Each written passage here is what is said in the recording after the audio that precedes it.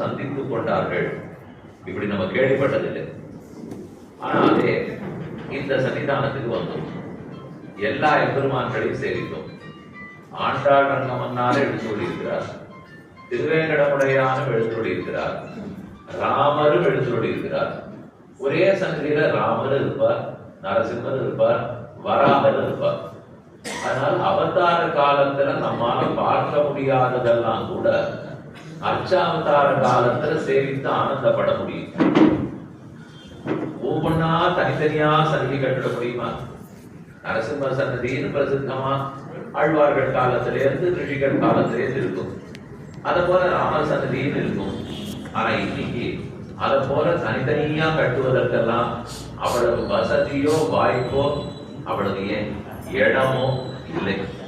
ஆகவே பல எம்பெருமான்களும் சேர்ந்து ஒரே சன்னிதானத்தில் உள்ளார்கள். இது இப்படி இருக்கலாம்ங்கிறதுக்கு அன்னைக்கே சாட்சி உள்ளது. திருவல்லிக்கேணியில பெருமாளை சேவிக்க போனால் சயனிச்சிருந்த பெருமாளும் உண்டு, நின்ற பெருமாளும் உண்டு, அமர்ந்த பெருமாளும் உண்டு, பரந்த பெருமாளும் உண்டு, நடந்த பெருமாளும் உண்டு. 5 எம்பெருமான்கள் திருவல்லிக்கேணியில் எழுந்துள்ளார். தலத்துக்கு பெருமாள், மன்னாத பெருமாள், என்னை ஆளுடை அப்பன், அவர்தான் மன்னாதன். என்னை ஆளுடை அப்பன் சயனத்திற்கோம். திருவரங்கநாதன் ரங்கநாத பெருமாள் தான் திருவல்லிக்கேணிக்கு தலத்துக்கு அதிபதி.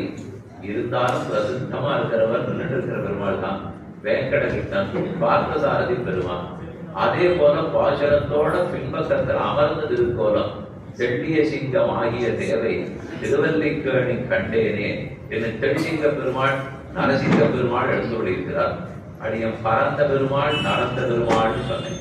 பரதனும் தம்பி சத்துருக்கனும் எல்லாருமா பின்தொடர ராவணாந்தகனை எம்மானை ராவணனை முடிப்பதற்காக அயோத்தியிலிருந்து ராமர் நடந்தார். ராமர் சன்னதி தனி சன்னதி.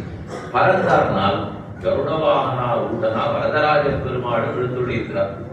பரந்தவர், நடந்தவர், நின்றவர், இருந்தவர், கிடந்தவர் 5 பெருமான்களும் ஒரே இடத்தில் இருக்கிறார்கள் என்றால் இதுல எல்லாம் அந்தந்த அவதாரத்துக்கு பிரதிநிதியா இருக்கிறார்கள். நரசிங்க அவதாரத்துக்கு பிரதிநிதி, கிருஷ்ணாவதாரத்துக்கு பிரதிநிதி, ராமாவதாரத்துக்கு பிரதிநிதி. பரதரும் ரங்கநாத பெருமாள் தான் அர்ச்சைக்குன்னு இருக்கிற பெருமாள். அதிலேயே நம்ம ஆச்சாரியர்கள் எப்படி அனுபவிக்கிறார்கள்னால் வரதராஜஸ்தவம் முழுக்க கூறத்தாழ்வான் பாடும்போது நீதான் மத்ஸ்யமூர்த்தி, நீதான் வராகமூர்த்தி, நீதான் நரசிம்மமூர்த்தி. சுந்தரபாபுஸ்தவம் முழுக்க பாடுறச்சு ஒவ்வொரு சேட்டிதமுமே நீ பண்ணதுங்கிறார்.